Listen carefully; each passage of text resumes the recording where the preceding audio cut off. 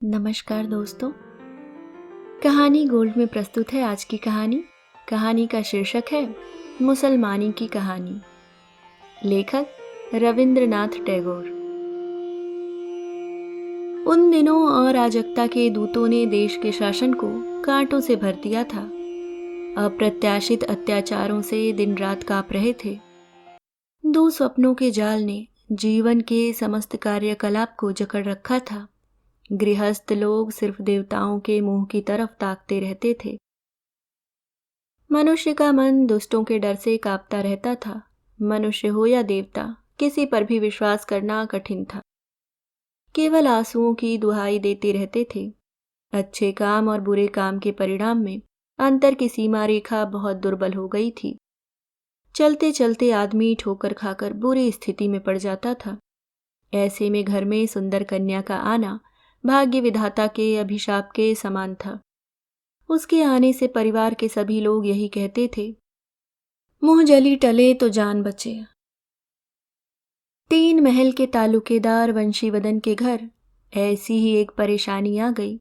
कमला सुंदर थी, माँ बाप मर गए थे। उन्हीं के साथ वह भी मर जाती तो बाकी परिवार निश्चिंत हो जाता, पर वैसा नहीं हुआ। तब से उसके चाचा वंशी बड़े स्नेह और सावधानी से उसे पाल रहे थे। किंतु उसकी चाची प्रायः पड़ोसिनों से कहती रहती थी, देखो तो, माँ बाप हमारा सर्वनाश करने के लिए उसे हमारे सिर पर छोड़ गए। कब क्या हो कहा नहीं जा सकता। मेरा बाल बच्चों वाला घर है, उन सब के बीच यह लड़की जैसे सर्वनाश की मशाल जलाए बैठी है। चारों तरफ से दुष्ट लोगों की नजर उस पर रहती है। मुझे तो इस डर से नींद भी नहीं आती कि किसी दिन इसी की वजह से हम डूबेंगे। पर किसी तरह दिन बीत रहे थे। फिर विवाह के लिए एक रिश्ता आया। उसके चाचा कहते थे, मैं ऐसे घर का लड़का ढूंढ रहा हूं जो लड़की की रक्षा कर सके। यह लड़का मोचा खाली के सेठ परमानंद का मझला लड़का था। बहुत से रुपयों का मालिक था। पर यह भी तय था कि पिता के मरते ही रुपयों का निशान भी नहीं बचने वाला था। लड़का बेहद शौकीन था। बाज उड़ाना, जुआ खेलना, बुलबुल लड़ाना वगैरह में छाती ठोक कर पैसे लुटाता था। उसे अपने धन का बड़ा गर्व था। उसके पास पैसा था भी बहुत। उसने मोटे मोटे भोजपुरी पहलवान रखे हुए थे। सब प्रसिद्ध लठैत थे। वह सब जगह यह कहता हुआ घूमता था कि पूरे इलाके में कौन माई का लाल है जो मेरे शरीर को हाथ भी लगा सके। वह लड़कियों का बहुत शौकीन था। उसकी पत्नी थी, पर अब एक नई कच्ची उम्र की लड़की की खोज में था।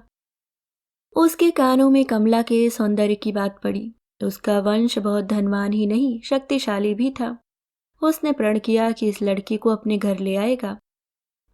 कमला ने रोकर कहा, चाचा जी मुझे कहाँ डुबो रहे हो? वे बोले, माँ तुम तो जानती हो कि अगर मुझसे तुम्हारी रक्षा करने की सामर्थ्य होती तो सदा छाती से लगा कर रखता। शादी के वक्त लड़का छाती फुला कर आया। बाजे गाजों का अंत नहीं था। चाचा ने हाथ जोड़कर कहा, दामाद जी समय बहुत खराब चल रहा है, इतनी धूमधाम करनी ठीक नहीं है। सुनते ही उसने फिर चुनौती के स्वर में कहा, देखते हैं कौन पास आने का साहस करेगा। चाचा बोले, शादी पूरे होने तक लड़की का दायित्व हमारा है। उसके बाद वह तुम्हारी हो जाएगी। उसे सुरक्षित घर ले जाने का जिम्मा तुम्हारा है। हम वह दायित्व नहीं ले सकते, हम कमजोर हैं। उसने छाती चौड़ी कर कहा, डरने की कोई बात नहीं है। भोजपुरी पहलवान भी मूंछों पर ताव देते हुए लाठियां लिए खड़े रहे। शादी के बाद वर कन्या को लेकर प्रसिद्ध तालतड़ी के मैदान से निकल रहा था। रात के दूसरे पहर में मधु मल्हार नामक डाकुओं का सरदार मशाले लिए दल बल के साथ ललकारता हुआ आ गया। भोजपुरी लठैतों में से एक नहीं रुका, क्योंकि वे जानते थे कि मधु मल्हार जैसे विख्यात डाकू के हाथों में पड़ने पर कोई नहीं बच सकता था। कमला पालकी से उतरकर झाड़ियों में छिपने जा रही थी। तभी बूढ़ा हबीब खां पीछे आकर खड़ा हो गया। लोग उसकी पैगंबर की तरह पूजा करते थे। उसने सीधे खड़े होकर कहा, मैं हबीब खां हूं, तुम सब यहां से जाओ। डकैत बोले, खां साहिब, आपके सामने तो कुछ कह नहीं सकते, पर हमारा काम आपने मिट्टी में क्यों मिला दिया। पर जो भी हो, उन्हें जाना ही पड़ा। हबीब ने आकर कमला से कहा, तुम मेरी बेटी हो, तुम डरो नहीं। अब इस आपद की जगह से घर चलो। कमला बहुत संकुचित हो उठी। हबीब ने कहा, समझ गया, तुम हिंदू ब्राह्मण की लड़की हो, मुसलमान के घर जाने में झिझक रही हो। पर एक बात याद रखना, सच्चा मुसलमान धर्मनिष्ठ हिंदू ब्राह्मण का भी सम्मान करता है। मेरे घर में तुम हिंदू घर की लड़की की तरह ही रहोगी। मेरा नाम हबीब खां है। मेरा घर पास ही है, तुम चलो, मैं तुम्हें ठीक से रखूंगा। पर कमला संकोच के कारण किसी तरह जाना नहीं चाहती थी। यह देखकर हबीब ने कहा, देखो, मेरे जीते जी इस गांव में कोई तुम्हारा धर्म भ्रष्ट नहीं कर सकता। तुम मेरे साथ चलो, डरो नहीं। हबीब खां कमला को अपने घर ले गया। आश्चर्य की बात यह थी कि उस 8 मंजिले मुसलमान के घर की एक मंजिल पर शिव मंदिर था और हिंदू स्त्री के रहने की पूरी व्यवस्था थी। एक वृद्ध ब्राह्मण आया और बोला, माँ, यह घर हिंदू घर जैसा ही समझो, यहाँ तुम्हारी जाति सुरक्षित रहेगी। कमला रोकर कहने लगी, कृपा करके चाचा जी को खबर भिजवा दें, वे आकर ले जाएंगे। हबीब बोला, माँ, गलती कर रही हो, तुम्हारे घर से कोई तुम्हें वापस नहीं ले जाएगा। वे तुम्हें बीच सड़क पर छोड़ देंगे, चाहो तो एक बार परीक्षा ले सकती हो। हबीब खां कमला को उसके चाचा के घर के दरवाजे तक ले जाकर बोला, मैं बाहर तुम्हारी प्रतीक्षा करूंगा। घर में अंदर जाकर कमला चाचा से लिपट गई और बोली, चाचा जी, मुझे कभी मत छोड़ना। चाचा की दोनों आंखों से आंसू बहने लगे। तभी चाची ने आकर देखा और बोलने लगी, दूर कर दो, इस कुलक्षणी को दूर कर दो। सर्वनाशी, दूसरी जाति के घर में रहकर लौटने में शर्म नहीं आई। चाचा बोले, बेटी, कोई उपाय नहीं है। समाज में कोई तुम्हें लौटने नहीं देगा, बल्कि हमारी भी जाति जाएगी। कुछ देर कमला सिर झुकाए खड़ी रही, फिर धीमे कदमों से दरवाजे से निकलकर हबीब के साथ लौट गई। उसके चाचा के घर के द्वार उसके लिए सदा को बंद हो गए थे। हबीब खां के घर पर उसके लिए धर्म पालन की सुविधा व्यवस्थित की गई। हबीब खां ने कहा, तुम्हारे घर मेरे घर से कोई नहीं आएगा। इस बूढ़े ब्राह्मण के साथ तुम अपनी पूजा सेवा आचार विचार का पालन कर सकोगी। इस घर का एक पुराना इतिहास था। इसे लोग राजपूतनी का महल कहते थे।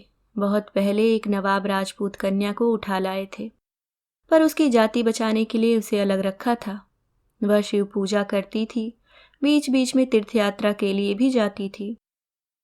उन दिनों उच्च वंश के मुसलमान धर्मनिष्ठ हिंदुओं की बहुत इज्जत करते थे।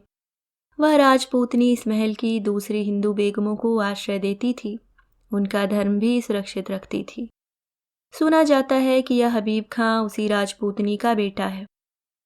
उसने माँ का धर्म तो ग्रहण नहीं किया था, पर मन में माँ की पूजा करता था।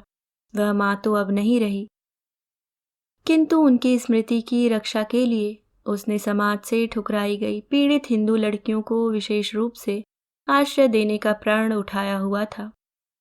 कमला को उससे वह मिला जो अपने घर में भी नहीं मिला था। वहां चाची हर समय उसे कुलक्षणी, सर्वनाशी, अभागी आदि कहती थी। वह कहती थी कि उसके मरने पर ही वंश का उद्धार होगा। कभी कभी उसके चाचा उसे छिपा चुरा कर कुछ कपड़े वगैरह देते भी थे, तो वह उन्हें चाची के डर से छिपाती रहती थी। राजपूतनी के महल में आकर उसे रानी का पद मिला। यहाँ उसकी इज्जत का कोई अंत नहीं था। उसके चारों तरफ हिंदू दास दासी मौजूद रहते थे। धीरे धीरे वह बालिका से युवती हुई। घर के एक लड़के ने छिपकर उसके यहाँ आना शुरू कर दिया। मन ही मन वह उससे बंध गई। तब उसने हबीब खां से कहा, बाबा, मेरा कोई धर्म नहीं, मेरा प्रेम ही मेरा धर्म है। जिस धर्म ने सदा मुझे जीवन के प्रेम से वंचित रखा, मुझे अवज्ञा से फेंक दिया, उस धर्म में मुझे कभी भगवान की खुशी नहीं दिखी। वहां के देवताओं ने मुझे रोज अपमानित किया। मैं आज भी अब भूल नहीं पाती हूँ। बाबा, मुझे तुम्हारे घर पहले पहल प्यार मिला। मैंने जाना कि मुझ हतभागिनी लड़की के जीवन का भी कोई मूल्य है। जिस देवता ने मुझे आश्रय दिया, मैं प्रेम के पूरे सम्मान के साथ उन्हीं की पूजा करती हूँ। वही मेरे देवता हैं, वे न हिंदू हैं न मुसलमान। मैंने तुम्हारे मझले बेटे को मन ही मन ग्रहण किया है।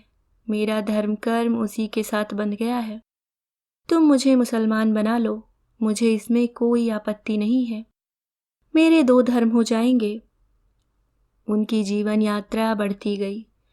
अपने पहले परिवार वालों से उसके मिलने जुलने की कोई संभावना नहीं थी। इधर हबीब खां ने यह भुलाने की चेष्टा की कि कमला उनके परिवार की कोई नहीं है और उसका नाम मेहरजान रखा। इधर उसके चाचा की दूसरी बेटी के विवाह का समय आया। सारे प्रबंध पहले की तरह ही हुए, पर फिर वही परेशानी सामने आई। डकैतों ने पहले की तरह बारात पर हमला बोला। एक बार उनका शिकार छिन चुका था, उन्हें उसका दुख था। वह इस बार बदला भी लेना चाहते थे, किंतु फिर एक बार पीछे से हुंकार आई, खबरदार। लो, हबीब खां के चेलों ने आकर फिर सब गड़बड़ कर दिया। कन्या पक्ष के लोग कन्या को पालकी में ही छोड़कर जिसे जिधर जगह दिखी उधर भागना चाहते थे, पर तभी उनके बीच में हबीब खां की अर्धचंद्राकार पताका लगा बरछा लिए एक निर्भीक युवती आकर खड़ी हो गई। वह सरला से बोली, बहन डरो नहीं, मैं तेरे लिए उनका सहारा लेकर आई हूँ जो सबको आश्रय देते हैं, जो किसी की जाति के बारे में नहीं सोचते। चाचा जी, आपको मेरा प्रणाम, डरना नहीं, मैं आपके पैरों का स्पर्श नहीं करूंगी। अब इसे अपने घर ले जाओ, इसे किन्हीं ने भ्रष्ट नहीं किया है। चाची से कहना, बहुत दिनों तक उनकी अनिच्छा के बावजूद उनका अन्न वस्त्र लेकर बड़ी हुई हूँ। मैंने कभी सोचा भी नहीं था कि वह ऋण आज इस तरह उतारूंगी। उनके लिए एक रंगीन चादर और यह कम ख्वाब का आसन लाई हूँ, उन्हें दे दीजिएगा। मेरी बहन, अगर कभी दुख आए तो याद रखना, तेरी रक्षा के लिए तेरी एक मुसलमान दीदी है।